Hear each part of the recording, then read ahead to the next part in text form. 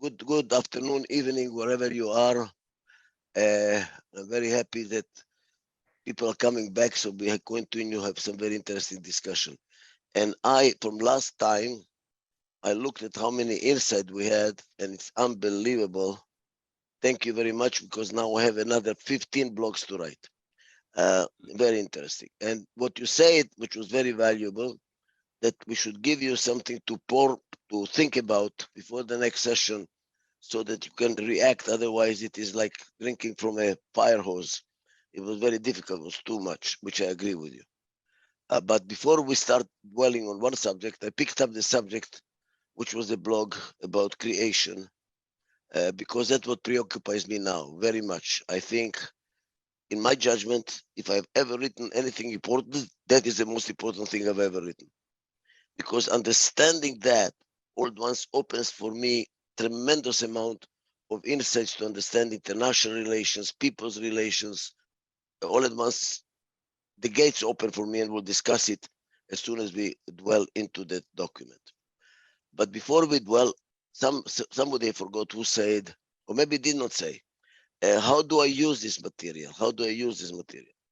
The purpose of this, let's call it forum, is not to be operational. For operational, we have Adizes Academy, and we have training programs and manuals coming out of our 1,000 pages of manuals. How do you do it exactly to the smallest detail? That we're not doing here. The purpose here is really for you to teach me. I tell you what I'm working on and what do you think? And I'm looking for a multidisciplinary group of people from different fields of knowledge, so that they can kind of push me around and I can learn and challenge my thinking, because that's how I learn. I learn from people challenging me. And I learned a lot from Neboisha. Wrote an incredible paper, Neboisha. That paper of yours about spirituality really made me think a lot, and I would like to talk about it today after you present it, but maybe do it next week, because this week we are focusing on creation. So let me go over the creation, the document of creation. I don't have to read it, I will tell you, but I will do one sentence and stop, so that you tell me if you agree or not agree. And if you don't agree, tell me why not, or if you have something to add, tell me what you're adding. The purpose of the paper, my thinking, which I've been thinking for 5 years and finally took the courage to write it. And for those of you who don't know, it was preoccupying me for a very simple reason. I'm a Holocaust survivor, and my father said, if the Holocaust happened, there is no God.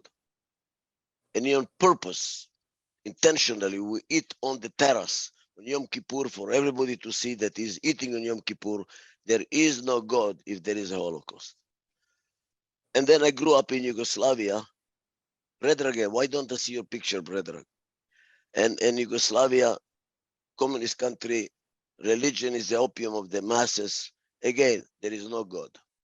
I grew up without God, but it preoccupied me all my life. Something must be there. It cannot be just happening by what is it? So here it is, what the conclusion. Let's start. When the Big Bang happened, time and space started. That's what physics theory says.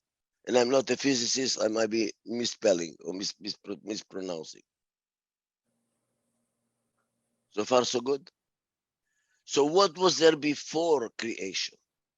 What was there before the Big Bang? Must be something that is not limited by time and space, because time and space started with the Big Bang. What is it? What is not limited by time and space? By the way, a little kid asked the Pope, present Pope, Father, what was there before the creation? And he said, love, the Pope. Basically, that, by the way, that's what started me to think about it and to write. So love was there before, but what is love? Now I got stuck. I will get to love down the road. I will get to love down the road. So it was something that is not limited by time and space. What is it? Energy. So far, so good? Yep. So far. Good. By the way, in Adizes methodology, silence means agreement. So if you snooze, you lose. Okay. All right. So, energy. But energy alone cannot create. It burns, but it has to burn something. What was it? Other things that are not limited by time and space. What are the other ingredients? Now I started looking around. Aristotle says it's fire, which is energy, soil, water, and air. By the way, it fit my theory. If you know my theory, PAI. Fire is E, water is A, air is I, and soil is P.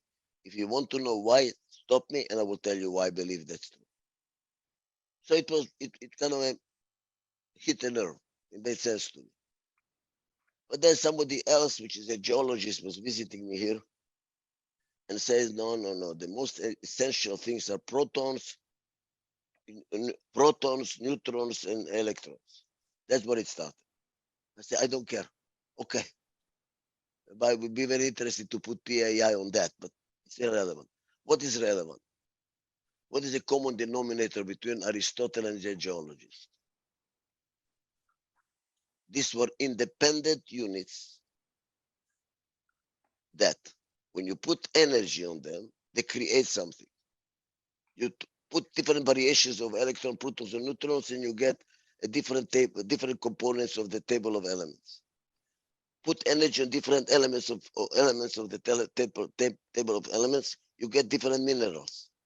Take different minerals with energy, you get nature. But here's a common denominator. If you dwell inside any one of those subsystems, the ingredients did not get fused. They maintain their independence. This is essential. This is essential.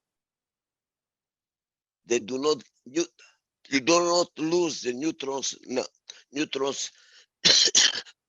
electrons, and the protons. They're still there.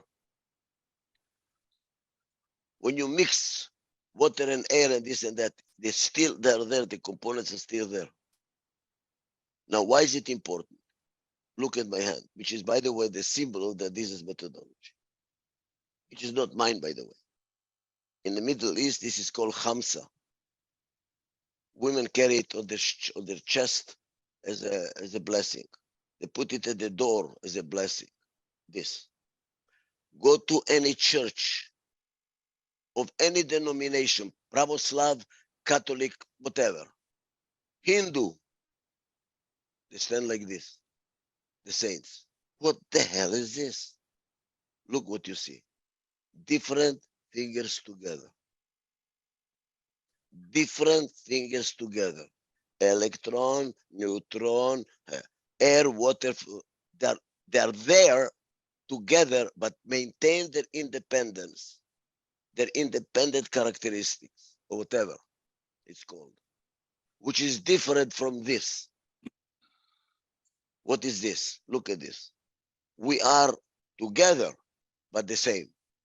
This is together, but different. This very important distinction, and I will explain to you in a second why. When we say that everyone keeps his own distinction, what are we saying? In personal relations, interpersonal relations, it's called mutual respect. That is Immanuel Kant. As you can see, I'm stealing from everywhere.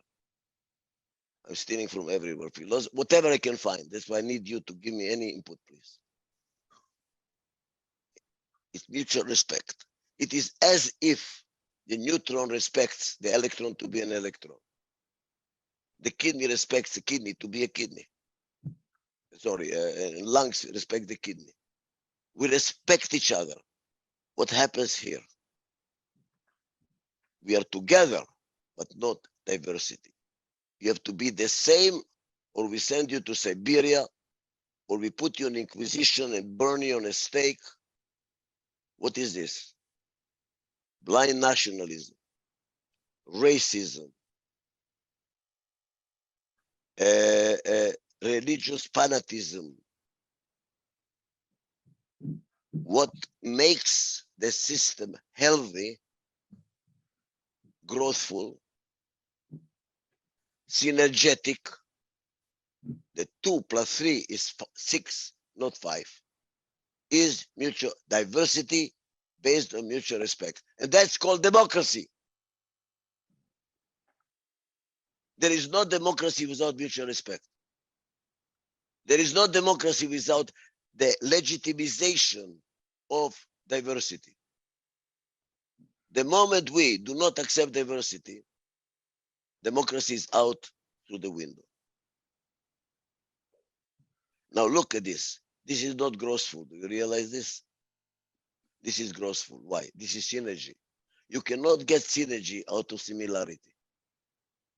You get synergy out of diversity based on mutual respect. Why? Because when there is mutual respect,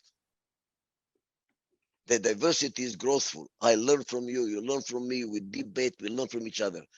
In interpersonal relations, it's called colleague, which comes from the Latin word collegum, which means arrive together. Colleagues do not start together. They debate each other and they arrive at a common conclusion at the end. Arrive together, did not start together. And that's why colleagues will never offend each other. At the faculty meeting, I remember somebody will get up and say, may I respectfully disagree with my learned colleague. Why? Because if you offend him, he's not going to share knowledge. If he doesn't share knowledge, you're going to learn nothing. You learn from people you respect. What do you respect? The right to be different. The right to think differently. You don't have to think like me. You don't learn. Here is another Hindu expression. I think it's a Buddhist expression. If two people think alike, one of them is not necessary. Talk to yourself. What do I need you for? You learn from people that think differently, that you respect. Now, you don't respect everybody. That is, I don't think can be done. You respect people you learn from. Which means you have to start with respect. You don't earn respect. You start with respect. I respect you. Tell me what you think. I'm learning nothing. Let's try another one. I'm learning nothing. Learn another one. You know something? Thank you very much. Goodbye. I respect people I learn from. At the Adizes Institute, I made a point to all my associates. I appreciate those associates that win my arguments. They win. They tell me I'm wrong, and when I finish, I say, you know what? You're better. You're better in what now? Be very careful. We always say, hire people that are better than you. Wrong. Why? Because look, each finger is different. But what this finger can do, this finger cannot do as well. And what this finger can do, this finger cannot do as well. They are a complementary diversity. You want complementary diversity. Look at a marriage. It's a complementary diversity. You marry somebody who is different in their personality style than you are. As a matter of fact, I claim, you fall in love with somebody who has strength in what you're weak. And by the way, the reason why people get divorced is the same reason why they got married. We got in love with what it is, and then we don't know how to make it work. We don't know how to make these differences work because there is conflict, and then what happens? Let's go our separate ways because we don't communicate. Why? Because we are different, or we don't respect each other's differences. You learn, we should hire people that are better than you are in what you are weak. Not just somebody who's better than you are in what you're good. Then he's going to take your place tomorrow. Somebody who is strong in what you're weak. Now you build yourself a complementary team. When I diagnose companies, one of the first things that I do is I look at the top management. Do they have the right diversity? And what is the right diversity? No, please excuse me. I'm going to be constantly referring to books I've written, so you know where to find more about it. So I'm doing a commercial. I don't like to be selling like a salesman, but I think it's important for me to direct you to what you can find. My book is called The Ideal Executive, Why You Cannot Be One Why there is no ideal executive? Why there is no ideal husband, no ideal wife, no ideal child, no ideal parent, no ideal leader of a country? Nobody is ideal. Why? There is a reason. Read the book. So you want to do a complementary team, and we'll tell you which complementary teams do you need. Do you have the right complementary team or not? So let's go back to creation. There was energy and complementary diversity of ingredients. That when you put the energy on it, what do you, with mutual respect, recognizing the, I get you, Yoram. We can recognize the differences and we accept each other's difference, which cancer does not. That's the problem with cancer. That's why cancer serves death and not life, because it does not recognize the right of the other part of the body to be different. It colonializes. And that's how it kills you, because this is death. This is synergy. This nothing happens. That's what happened to the Soviet Union. It was not growing. They had to change. That's what Gorbachev said, we have to change. And the only way that Hitler could expand is not internally, externally. It was cancerous. It had to conquer all of Europe, all of the world. Otherwise, what do we do? This is death. This is growth. So let's go back. The first thing that made energy constructive, because it can be destructive, is a consciousness of mutual respect. Yoram. You're mute. You're muted. The one thing that I want to put out is that I think that you are making improper distinction among the ingredients. There is for thousands of years, people did not recognize the difference between ingredients and energy.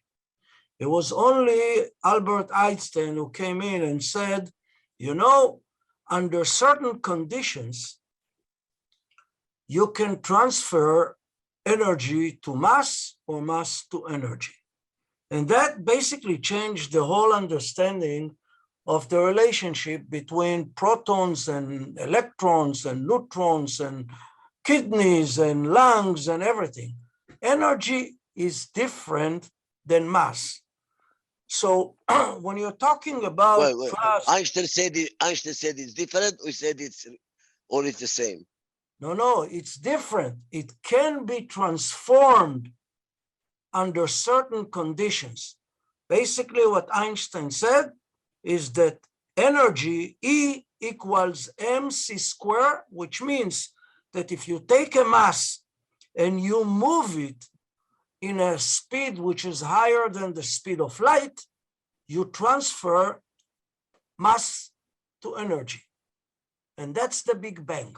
That's exactly what happened.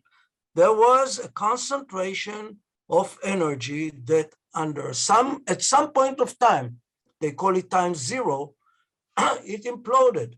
And when it imploded, it started to move at crazy speeds. And at some point of time, energy became mass. And it became different mass in different place and in different time. So our word that we focus on, like there's nothing beyond it, our word is only one particle of evolution of energy into mass. And that is described by the people that preceded Albert Einstein as the creation.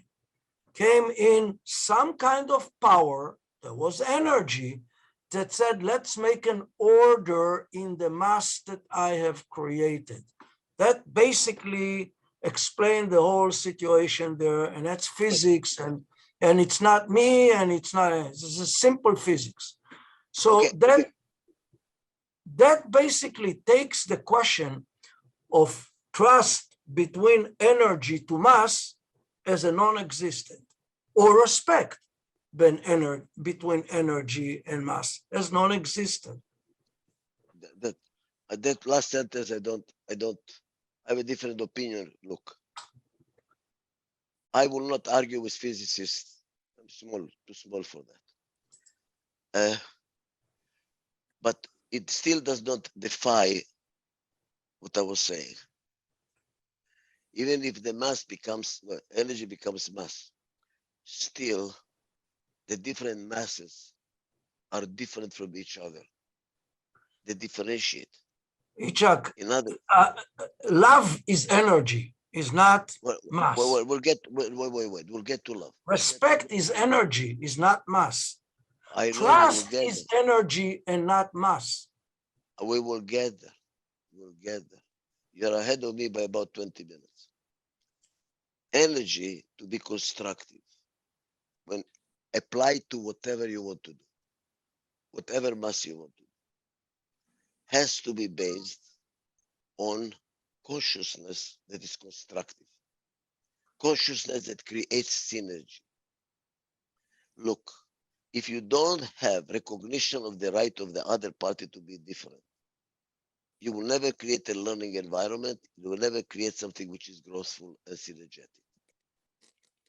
If I deny your right to think differently, I will never learn from you. You understand that, right? And if you don't respect me to say something which you don't agree to, you will never learn from me either. We learn from each other when we are different, complementary, not just any different, complementary diversity based on mutual respect. Forget trust now. Trust is the next step. First of all, respect. So what you're absolutely right. Energy, in order to be constructive and create the best, needed to have some consciousness, needed to have some rules. Then I'm going to close it.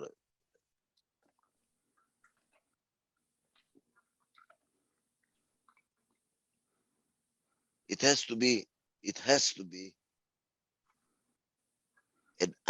to create a climate of a learning environment within which synergy can occur. Look at this, at the system called a forest. I have 2 books about it. Somebody was studying the forest. They see that it's a symbiotic system. They share information for a common good, for a common interest. It's a system. And if you look at it, it's based on recognizing each other's differences and collaborating information, information flowing around.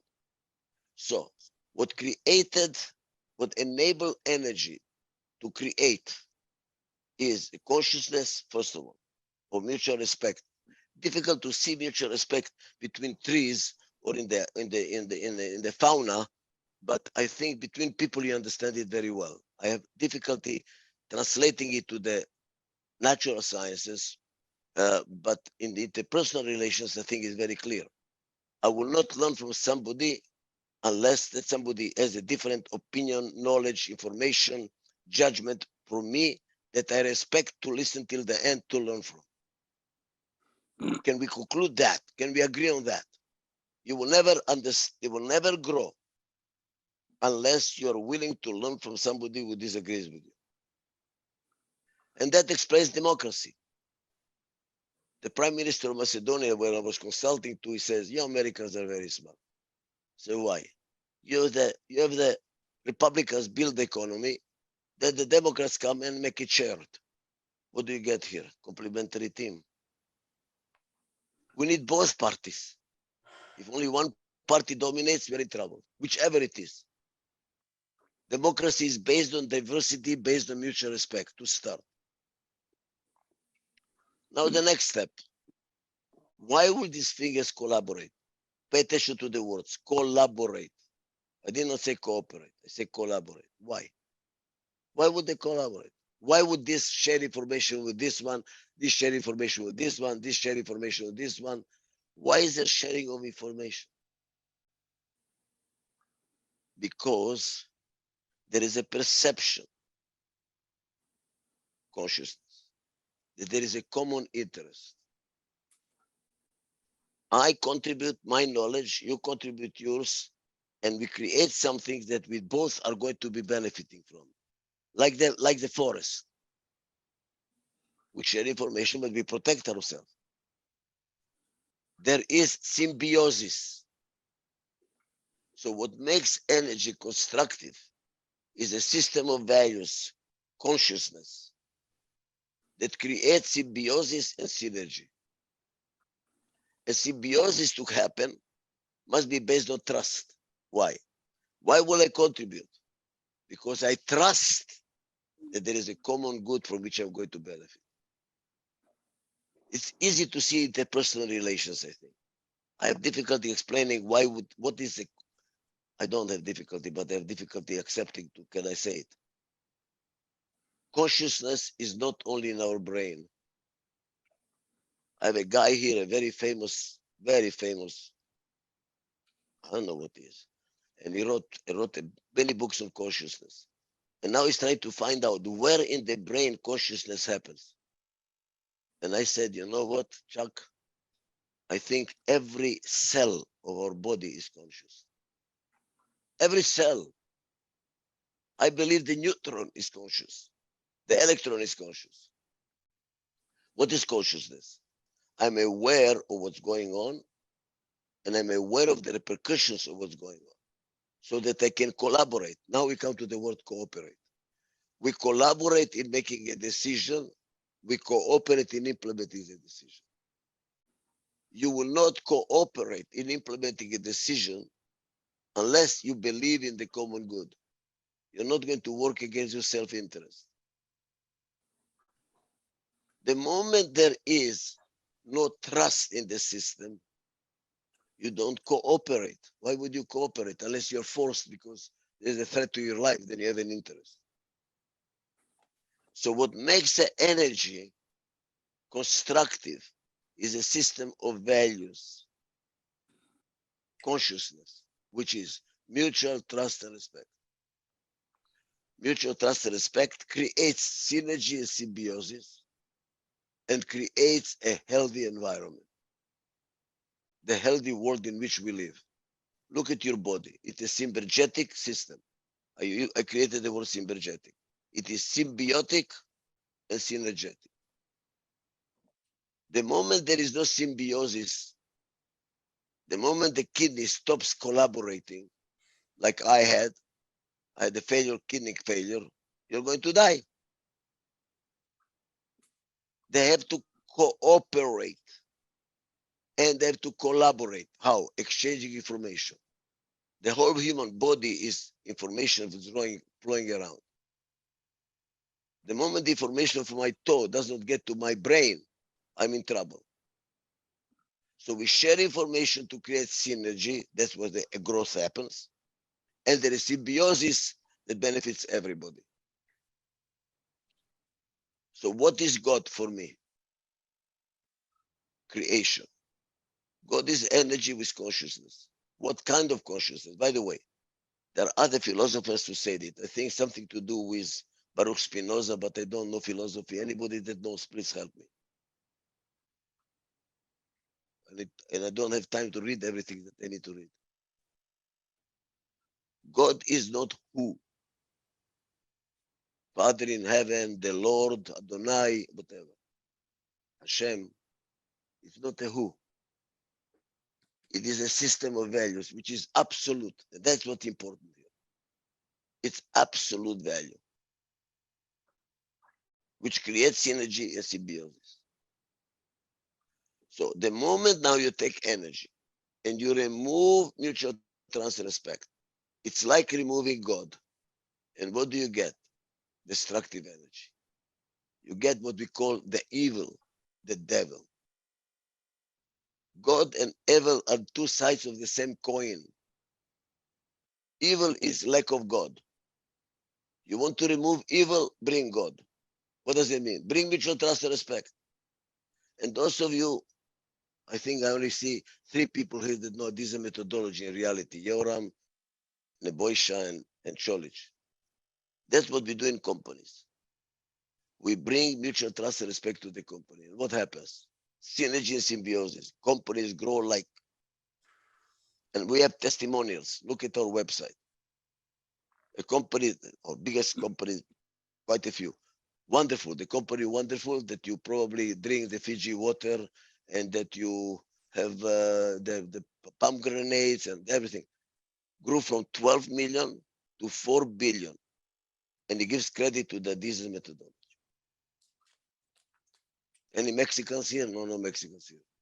Domino Pizza went from 150 million, he sold it for 4 billion and still was 100% owner. Can you imagine? All organic growth. Organic growth, he sold it for $4 billion. Gives me credit too. Because the moment you create mutual trust and respect, you create synergy and symbiosis. And the whole thing just grows. Remove mutual trust and respect, and the system is collapsing. Who am I referring to? America. America is falling apart. We are not going to be the leaders of the free world anymore. Don't kid yourself. Why? We are losing mutual trust and respect. America was based on mutual trust and respect because of some circumstances that other countries don't have. We came to a virgin land, we pushed the Indians aside, and everybody was equal. You can be a German American, Jewish American, Russian American, whatever, Greek American, Irish American, we are all Americans. Other countries don't have that because everybody else is a immigrant. So now we have a problem. Who is more important than who? We have the very special conditions, guys. Very special conditions. And now we are losing it. For different reasons, I don't have to go into it right now. But that opens your eyes to understand what makes success, guys. What makes success. And then we start, okay, if I want to finish the theory and then I want to go to applications. Because I'm starting to think about applications. I know applications in companies. We have 50 years of experience. We know how to do it with our eyes closed and hands tied behind or back. Take companies and you always check, is there a complementary team? Is there mutual trust and respect? Bingo. And I can tell you everything about the company after that. And what you need to do is to learn how to build mutual trust and respect in a marriage, in a company, in a country. And that tells you, it is a diagnosis, it is a therapy, Michael. Look, now look at to love. And you challenged it last time, which was very good. Thank you, made me think. Can I love without mutual trust and respect? Yes, you can. Like you said, I love my son with Down syndrome. I don't respect, I don't learn anything from him. And he's a child, I cannot trust him, but I love him. Oops, that's very interesting. That made me think several nights about what do I do now? Now look, love is an absolute mutual trust and respect. You can have the beginning of it, mutual, I trust and respect, but I don't love. I respect you, but I don't love. Or you can start with love as absolute, without mutual trust and respect. And that brings me to a new thing that the Indian guru that I visited in the Himalaya said. Listen to this is very important. Because I asked him, what is love? What is love? I don't know what love is. What is love? Operationalize it. I know mutual trust and respect, absolute trust and absolute respect, conditions for love. Doesn't mean that I love you, but there are conditions for love. Like how can I love somebody I don't respect and I don't trust? What destroys a marriage, by the way, is not we don't love each other. That is the last step. It started long time before. We lost trust and respect for each other. There is an interesting point, another interesting point. Listen to this. In the 10 Commandments, God does not say, love your parents. Say, respect your parents. Why not love? When will we get married in the Jewish religion? The rabbi does not say and promise to love each other forever. No. Even God cannot make us love. But I can request from you to respect and trust. Love goes and comes, guys, even in a marriage. You piss me off and I don't love you today, I want to kill you. Like my son-in-law asked his grandmother, Grandma, did you ever think divorcing grandpa? She says, never, but to kill him, often. You know, you get upset, so I don't love you today, I'm pissed off. But beware. Love can go and come for a few minutes, but never, never, ever violate mutual trust and respect. The moment you violate mutual trust and respect is the beginning of the disintegration of the system. Whether it's a marriage, whether it's a company, or whether it is a country. And if you go on a global, there is no mutual trust and respect between countries. That's why the world is falling apart. That's why we don't respect the right of nature to be what it is. With genome sequencing and doing all kinds of things to the vegetables we eat. You cannot trust what you eat anymore. With all the sugar and all the chemicals. This is what's causing all the cancer, guys. Where do you think the cancer is coming from? We eat what is not, and we are in stress, and stress is disintegration. And what does this disintegration come from? Lack of trust and respect. So the rule, Michael, as a therapist is, I don't care what your fight is about. It should not deteriorate to be lack of trust and respect. The moment you break that, it's it, it, you're on the road to hell. That is absolute. That is absolute.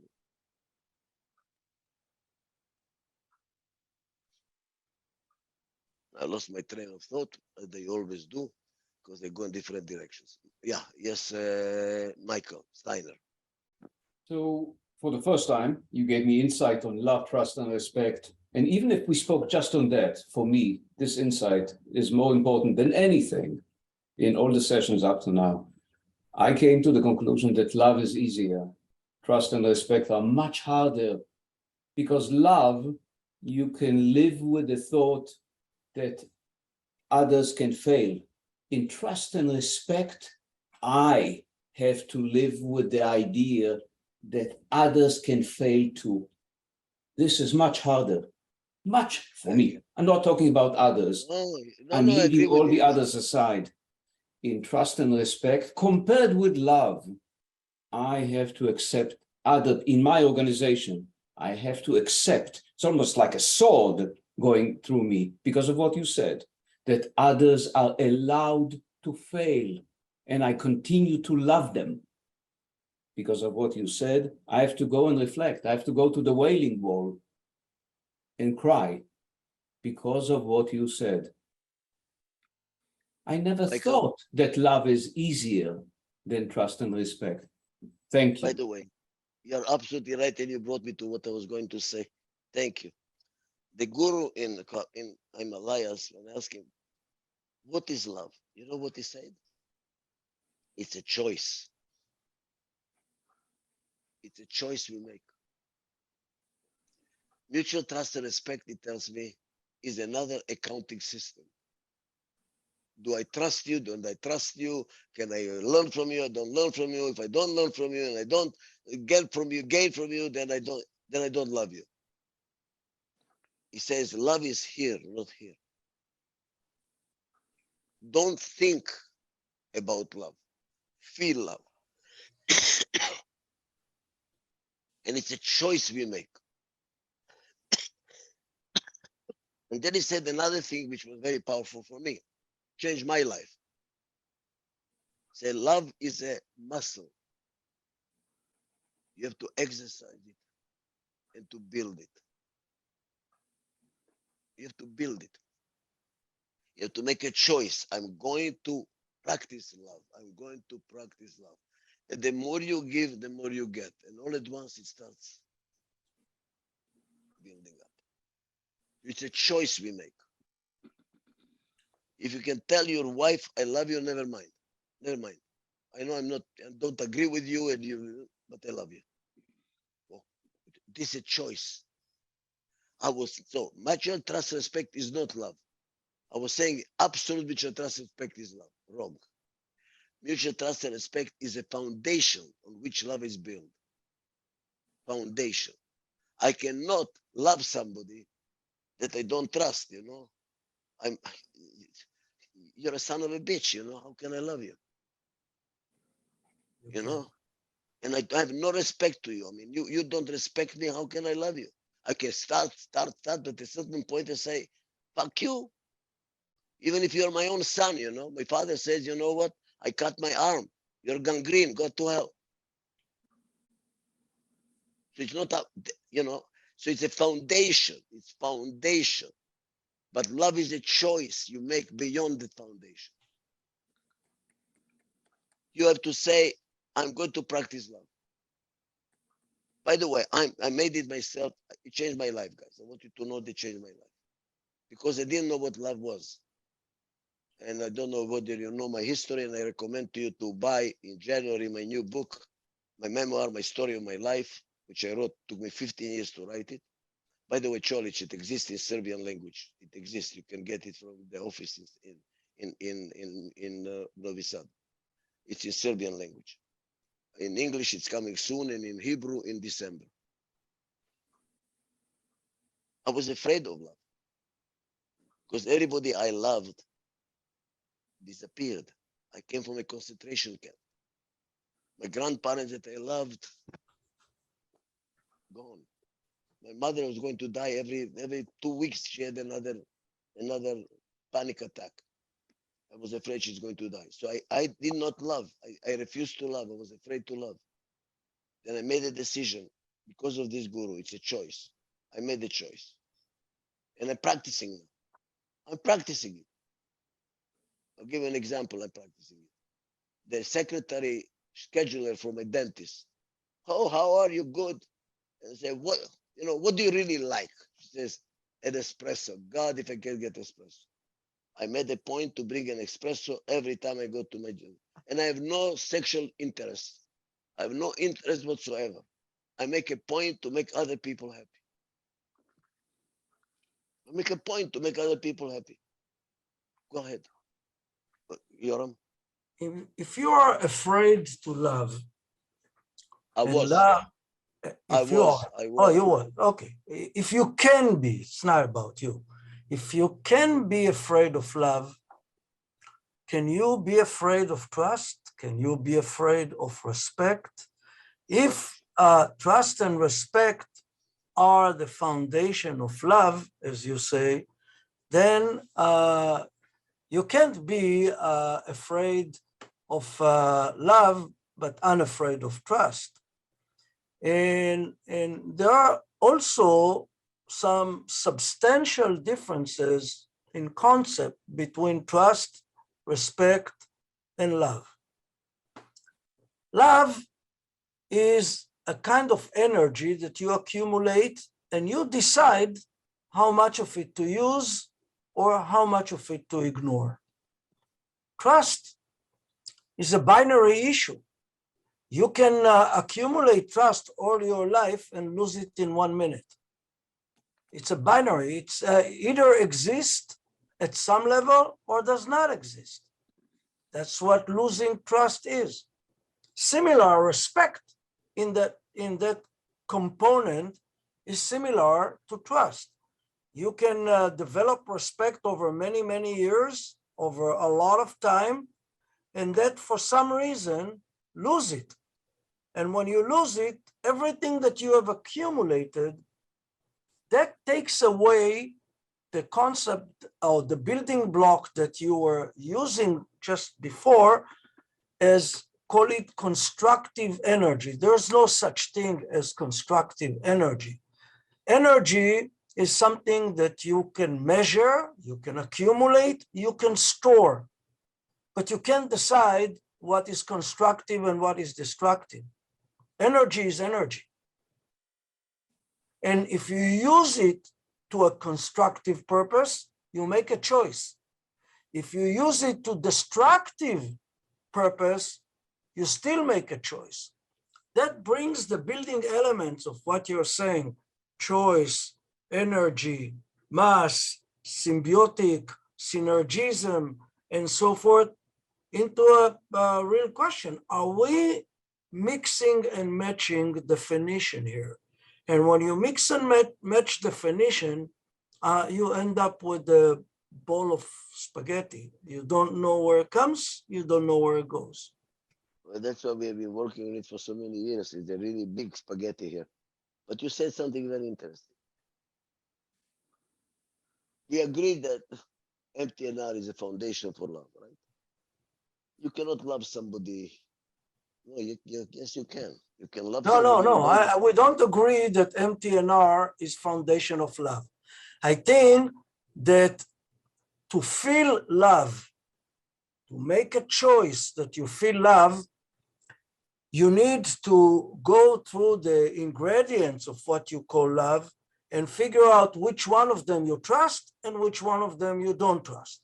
That brings the issue of your autism example. You can love an autistic son or not son, anyone, but not respect or trust. And there's a big difference between respect and trust. You know for sure that an autism chemically cannot be trusted. You can't trust what they do because chemically they can function. You're going too far. Look what you're saying, and I think it makes sense to me, but I don't know whether to you. You just opened my eyes because I was saying something different, and now I think you're probably right. Love and mutual trust and respect are not necessarily related. You can love somebody you don't trust and respect. Yes. I have a difficulty with that, by the way. I have my stomach when I say that. How can I love somebody who's the son of a bitch? I don't trust him, I don't respect him. But you said the poor guy is, he is he's autist, or he's a syndrome. You can because it's a decision. Love is a decision. It's not just a feeling, it's a decision. That's the difference between energy and algorithm. Algorithm is a decision. Energy is something that came from the Big Bang. You can capture it, you can store it, you can use it, but energy is not an algorithm. You can't explain energy. You fall in love with a movie star, the movie star captures your heart, you fall in love, but you don't study, you don't invest anything in acquiring information. The comment of Ichak Adizes is that the foundation requires you to learn, to acquire information. The difference between trust and love is that one and the other requires learning, going to the foundation. The other one is something which does not require you to do too much. That's how I interpret the comment of foundation. I accept, so we can continue because I accept it. MTNR is a computation. Do I trust you? Do I respect you? Which is all in the brain. Okay? This is a system that I evaluate and analyze and judge and decide. Love is a feeling. I don't decide. That's what I feel. That's why it comes from the heart. There is no brain involved in that. The moment that, by the way, you know what's the difference between to like and to love? You like because of. You love in spite of. So the moment you like, that's when the mutual trust respect comes in. I like you because I learn from you, I trust you, you're dependable, you're a great guy. MTNR is related to liking. Love is in spite of. It's a choice I make. No, the choice is that love is not only despite of, is because of. I have a good reason why I love my wife. That's because of that, I love her. Yeah, I make a choice. I ignore some of the things that I don't like, but don't try to make it deterministic Love No, is like, I don't want to say anything that's going to be maybe too problematic. I believe the moment you tell somebody, let me tell you why I love you, I would not agree with it. I don't know why I love you. I love you. I think that's totally different, in my judgment, with all due respect. The moment I say I love you, my wife, because you cook for me very well, make a very good food, you're a good mother, you're a good grandmother, you're good this and this, it's not love. Love is, to me, don't get there. This is a big discussion. I think let's leave it because we are getting lost. I accepted the premise that MTNR is not love. It's not even foundation of love. There are two different concepts, two different. MTNR is a value. You can say that MTNR is like a mass, if you want to use this word, and love is an energy. So now I'm lost. Thank you very much, Yoram. Thank you very much. Now the problem is, what is God? Up to now, up to about 15 minutes ago, God for me was a system of values, MTNR, that when it gets MTNR, God is MTNR, it's a system of values, it's an algorithm, it's a formula, which is embedded in the energy. So it's energy with consciousness of a certain algorithm. And now I understand the Jewish religion very well, the prayer. When God says, if you don't follow me, I will bring the flood and I will bring the this and that and there you go. And then on Yom Kippur we pray, God, please forgive us, forgive us, forgive us. that's not what God says. Well, no, just a second. That's God what is, if you do not treat the environment and each other with mutual trust and respect, there is going to be a disaster. And that's what we are experiencing now with the environment. We don't treat our resources with respect and trust. We destroy the environment. We don't respect the fruit. We just make the fruit genome sequencing and God knows what. And the food is all full with chemicals. We don't respect being genuine, real. Okay? We try to change everything. And then what happens? Look what's happening. The world is falling apart. The environment is falling apart. We are falling apart. Any system that does not have mutual trust and respect disintegrates. Why? Because look, disintegration is normal. Why? Because change disintegrates. Why? Let's go over that. We already said that in order to have growth, you need synergy. In order to have synergy, you need diversity based on mutual respect. So far, so good. Because there is no growth without synergy. What is growth? Synergy. The output of synergy. But for synergy, you need diversity based on mutual respect of the differences. Ichak, change can disintegrate and change can integrate.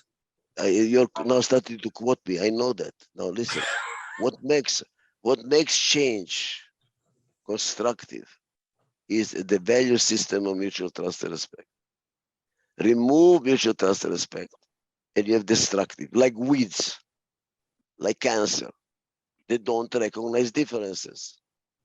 They take over, or a foreign fish coming to a new lake. It destroys the environment because it does not respect the others. You destroy the ecosystem. So now what I'm saying is, look, yes, dear. No, that's okay. My grandson that gave me the cold is now this. Here we go.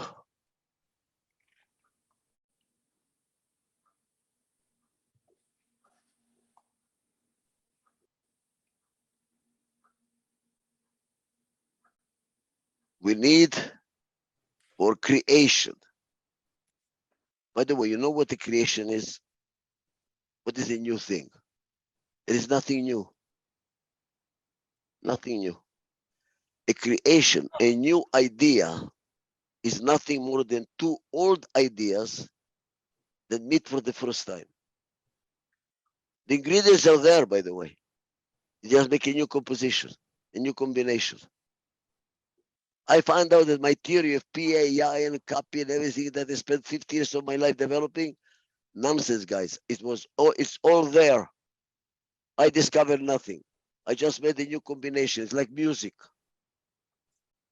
The tones are there, whatever it's called. A compositor just makes a new combination of them.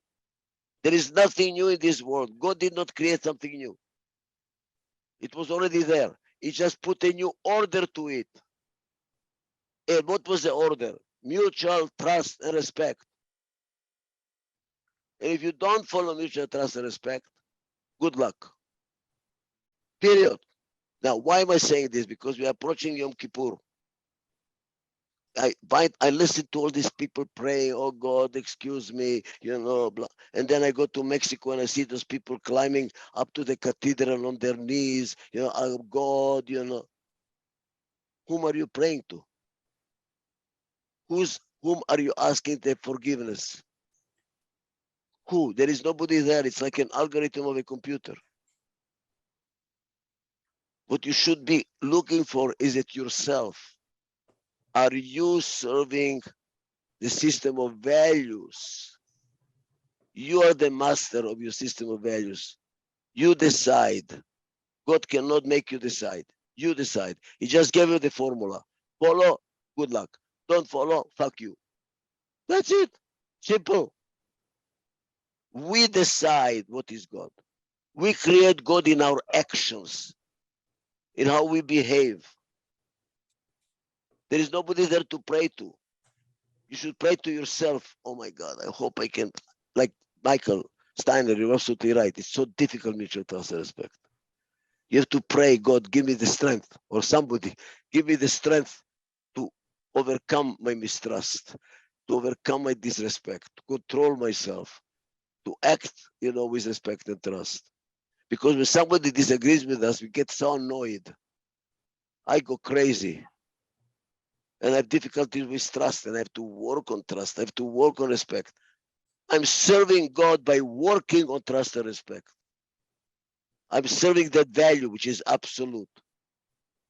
Now it brings me to a new point, which I would like you to react to. A friend of mine, a religious Jew, says, Ichak, I like your theory, very good. But who created the energy? Who created water, soil, and this? Who created the proton and electrons? There must be God. Okay, again, no sleepless nights. And then I said, I know what the problem is. We still think in linear thinking that Earth is flat. There must be a beginning and an end. There is no beginning, no end, guys. There is no love-hate. I was just getting this experience 2 days ago before I got sick. I hated swimming because I don't know how to swim. Why did I hate it? But then I started swimming and learning, and slowly what happened? I started loving it. Now, if you love too much to the extreme, you guys start to resent it. I'm too dependent on you. I cannot sleep at night. You're starting to hate it. There is no love-hate, guys.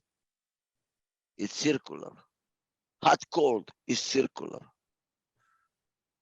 God was always there. It's difficult for me even now. When I say it, they said, I have difficulty admitting it. How can it be? There must be a beginning. No, there is no beginning.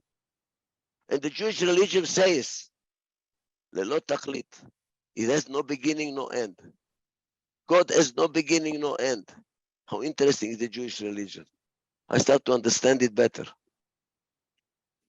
The system of values existed forever and will exist forever, period. It's up to us to build or to destroy. Period. So the question is, who created it? Nobody created it. It was always there. I have difficulty accepting it myself as I talk. I said, "Are you fucking crazy?" But you know something? I think it makes sense. Earth is not flat. Love, hate is not extremes. Cold, hot is not extremes. Black, white are not extremes. One is the absence of the other. And when you go to the extreme, the other starts to happen. You go to the extreme, the other starts to happen.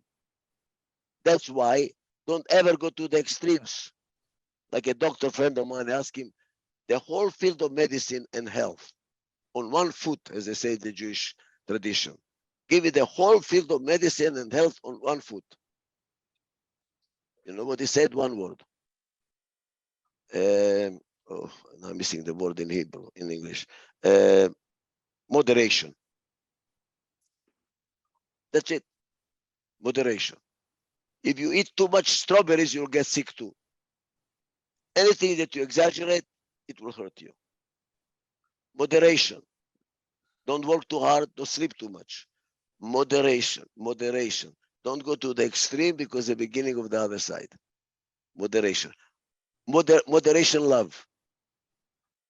Don't be so dependent, you know. Oh.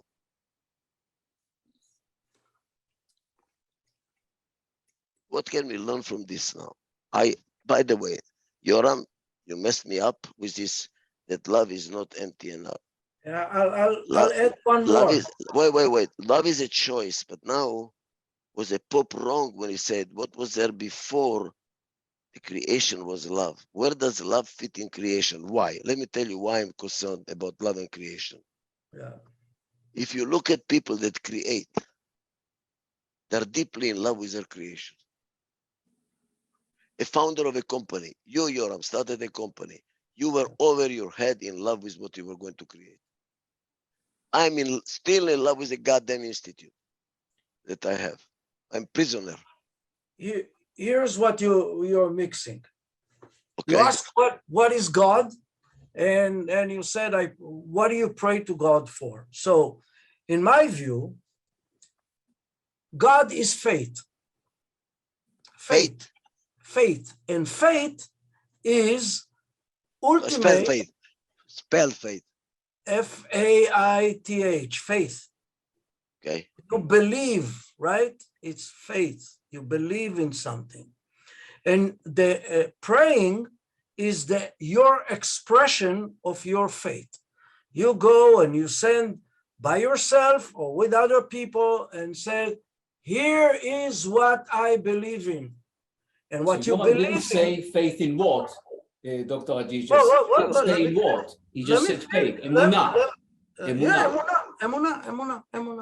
Yeah, but wait a moment. Wait. He could have said emunah in yourself, faith in yourself. He didn't define in what. He left it to each and every one of the individuals who populate the planet. Faith. Look. Faith is, emunah is where you have trust. Trust, you have to believe. Let me explain this, very important. I'm finding out that although I've never studied So philosophy, what you believe apparently is what you personally trust and respect at the ultimum. That's what you believe in, right? You believe in what you trust, you believe in what you respect. we're getting away from the, wait, just a second, please. We are discussing now because we are diverting. We have to be very careful not to just get into a red hole. I will get back to it. Love and emunah, we'll get back to it. I'm saying that love is a ingredient of creativity. You don't create without love. As a matter of fact, when does an author stop writing his book? When he does not love it anymore. He gets sick of it. When does a painter finish his painting? When he's sick of it.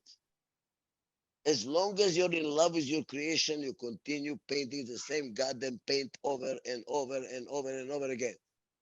Same thing with me when I write my books. That's why what you need, by the way, I studied the field of how do you manage performing arts. It's known that if you do not announce when the show is going to be on the stage, the guy will still be creating and changing and changing and changing. That's the publisher tells you. Deadline, September 15th, or your book is not going to be published. He grabs you because you're in love with the goddamn thing. There is no creation without love. You don't create without love. It's a very interesting combination here. Why do we fall in love to have children? Unless you're really to the evil side. Love is necessary, apparently, for creation. You have to fall in love with what you're doing in order to create. Founders of companies are in love. And then when they have to leave their company, they suffer tremendously. They're like losing your own child, that you love so much. That's also difficult. You again and again come to the point of creation isn't past tense. Creation is present tense. Ongoing. Ongoing. And therefore, it isn't only the Big Bang, it is creation every time this is created. Every time this is created, creation happens. Absolutely. By the way, my body is being recreated this minute. Some cells are dying, your cells are growing, my kidney is dying, my heart is growing. I don't know. Everything is happening. It's an ongoing, as long as there is mutual trust and respect. Remove mutual trust and respect, it stops. Every time there is unity, there is creation.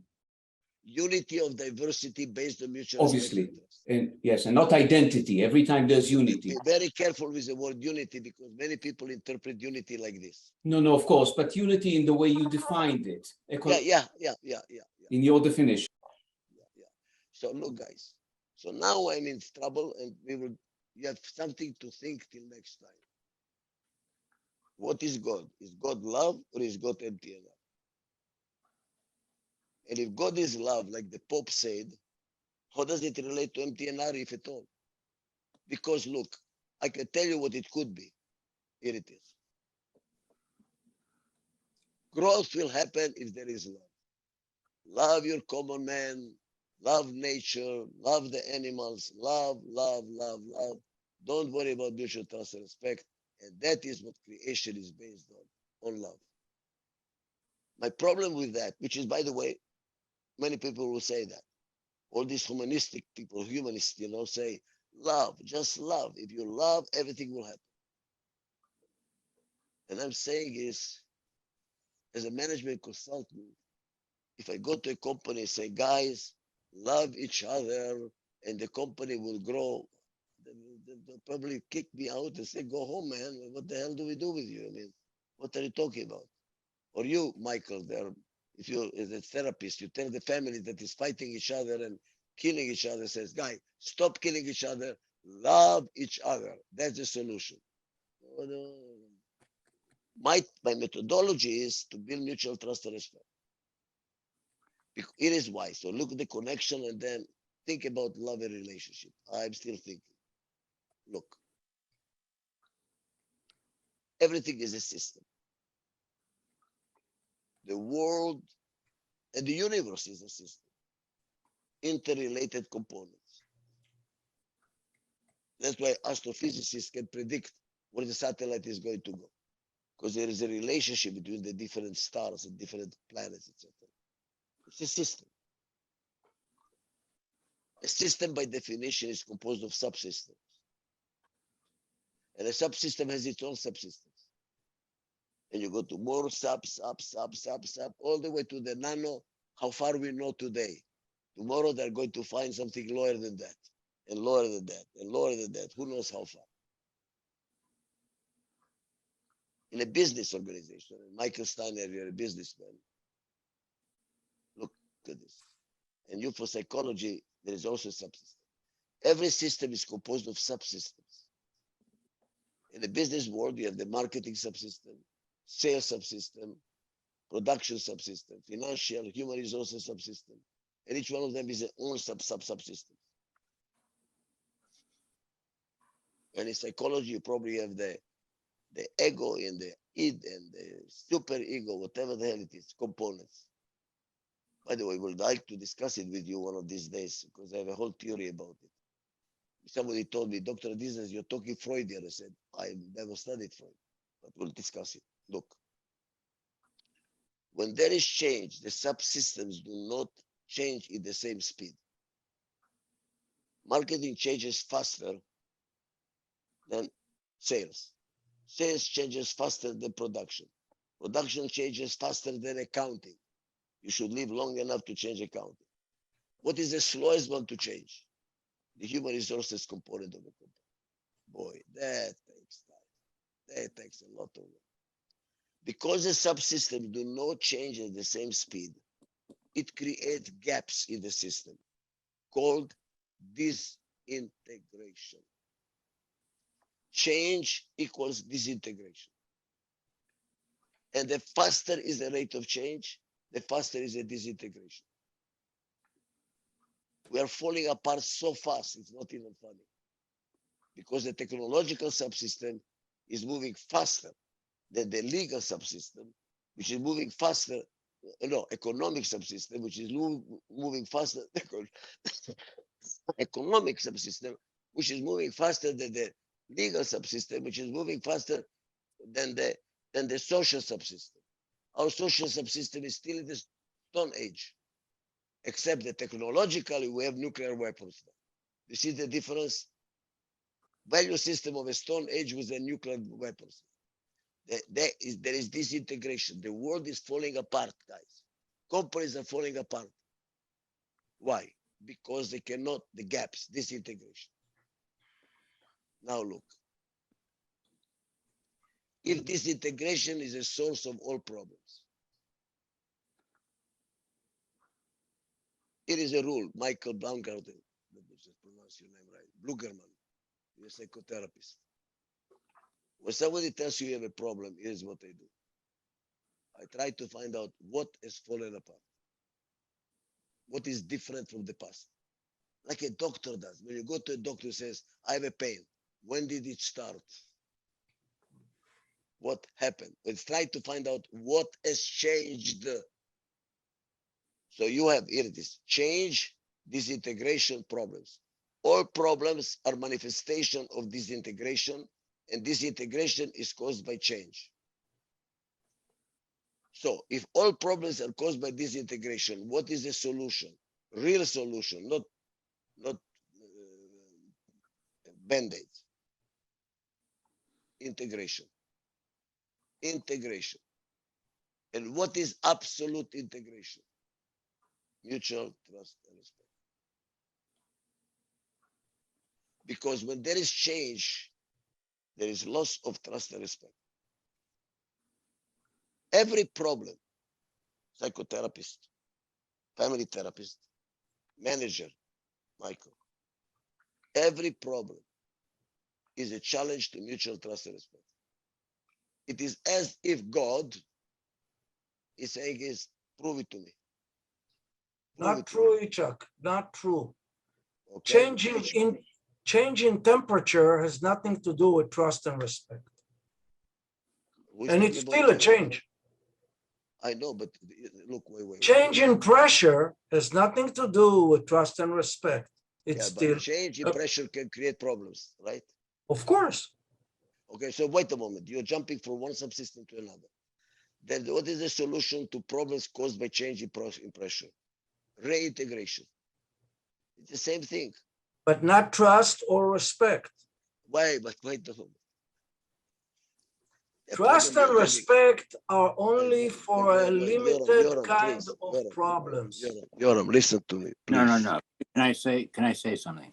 Sure. Okay. Listening so far, I remember the Lubavitcher expression, the Mashiach is coming paved the way with acts of kindness. And now I hear the word kindness in a different way than I would have heard it before. So that's one comment. Two, when you say life is a choice, I would say life is a preference. Because when you say it's a choice, it means intellectual, conceptual. Preference is a mind-body movement in direction. Water runs downhill. It doesn't decide to run downhill. It's not a choice. It just prefers. Right.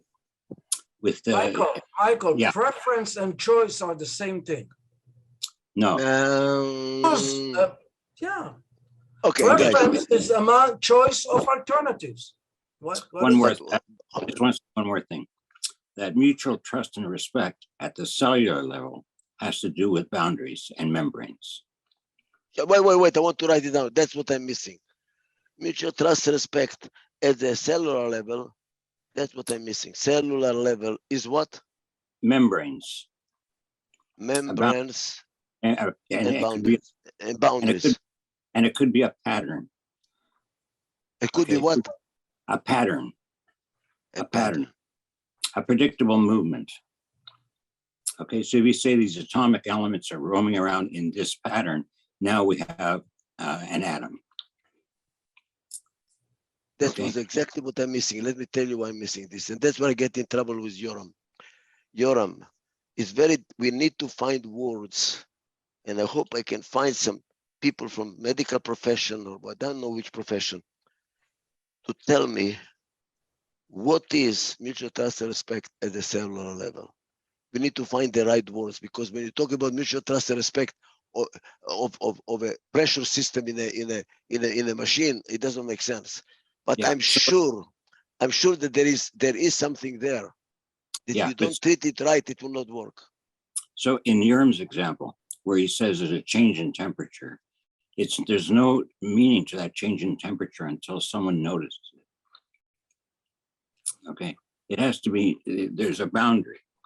So who cares if the temperature changes in degrees until it has an impact on someone measuring, on a plant, on an animal, on an insect, on something else. So it's not just the energy movement, it's the noticing of the energy movement. Which doesn't have, sorry, go ahead, Michael. Yeah, so it doesn't have to be conceptual, it doesn't have to be human. Some signal system communicates to another system that something happened. Yeah, what is that called? There must be a name to it. There must be a name to it. Or maybe they don't have a name to it and they should find a name to it. But let me give you a challenge here. If you have friends who are doctors, smart doctors. What makes a cancer? What makes cancer cancer? It does not respect the boundaries. Now you gave me a good word. Thank you. Give me a word. You see, we need to have words. It doesn't respect the boundaries. What does it mean does not respect the boundaries? What is it that the cancer does not have that a healthy cell has? Why does it not respect boundaries and the others do? There must be some chemical, electronic, uha, muha, buha, buha variable there that makes it cancer, respect boundaries. First of all, it destroys each cell. So that's right, but because it does not accept boundaries. But why? Why? Look, let me give you some food for thought. There's a lot of studies too, that not all cancers are malignant. And if you really love your cancer and change your attitude, the non-malignant cancer will disappear. Do you know that? There is enough evidence that is happening. Now, if it's malignant, changing your attitude will not help. People that are in tremendous stress develop cancer. Reduce the stress, fall in love with yourself, love your body, love your pain, love the cancer. That's what they say, love the cancer. I accept you. And the cancer disappears. So something there, I don't know, is it trust, is it respect? What is it that makes a cell not accept a boundary? In a company, Michael Steiner, if one vice president does not accept the boundaries of another vice president, you're going to have a problem in your company. The guy is really kind of an empire builder. He's undermining, he's a cancerous guy.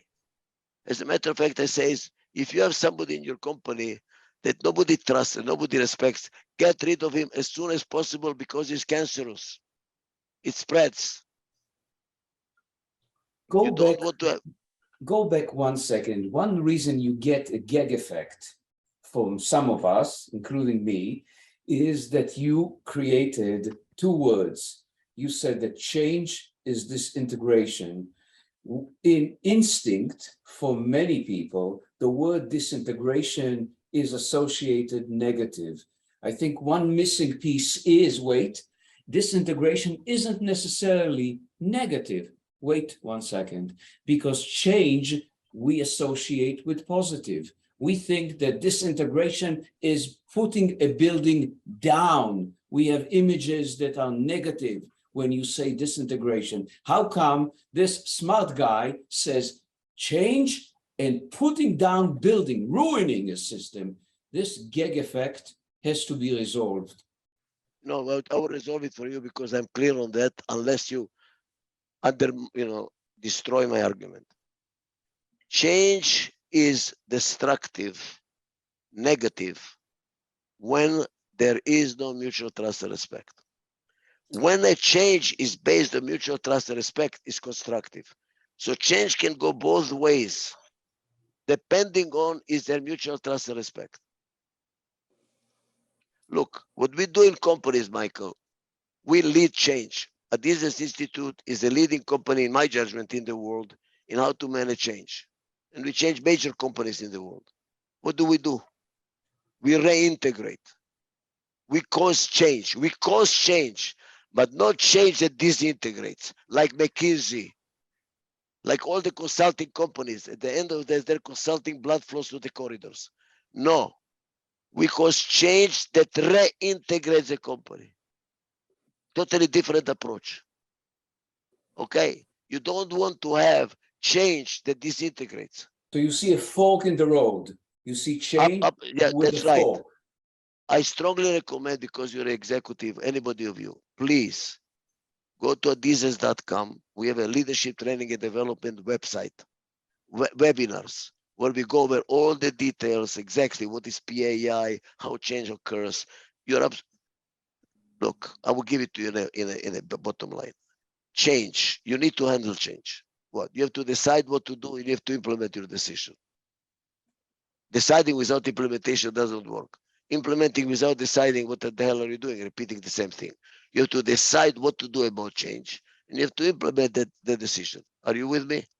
Good.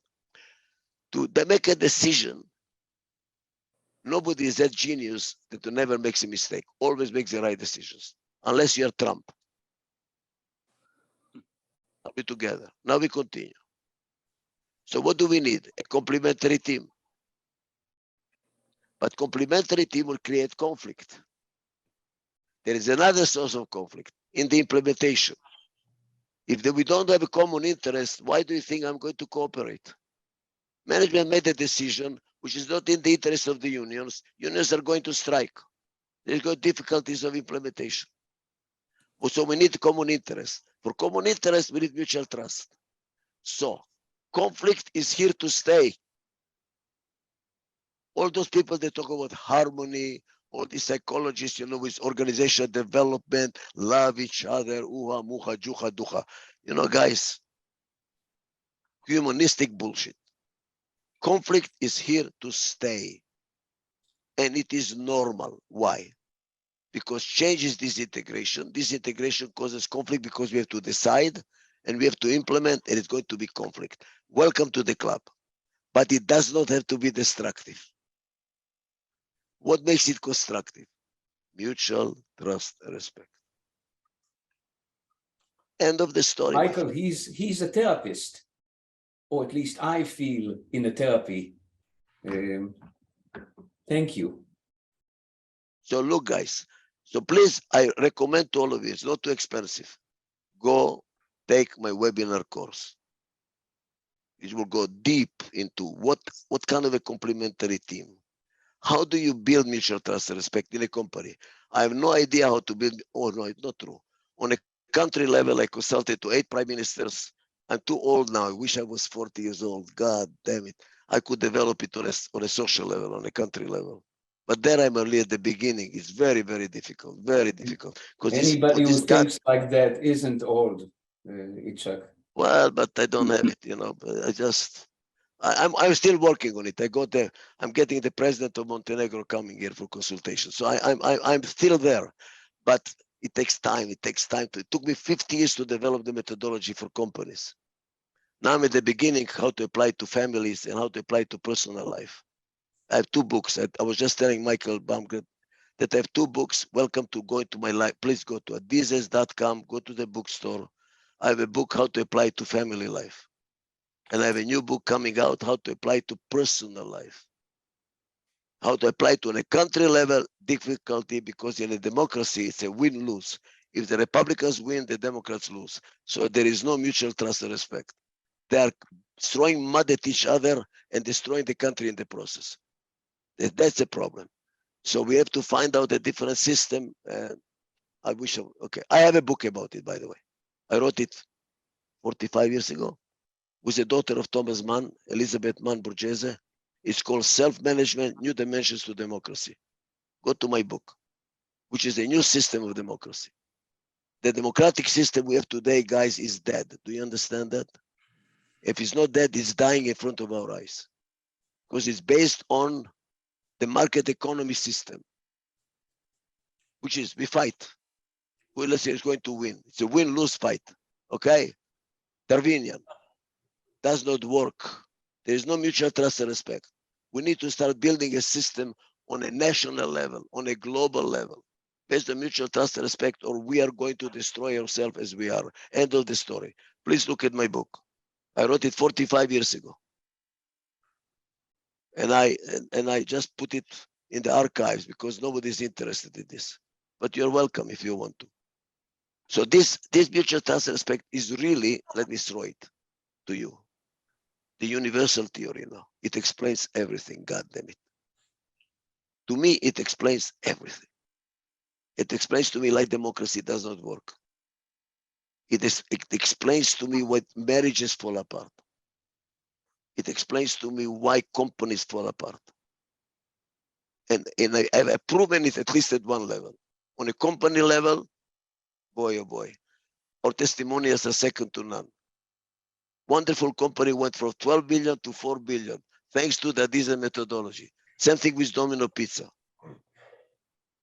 We have proven on a company level, we are doing it.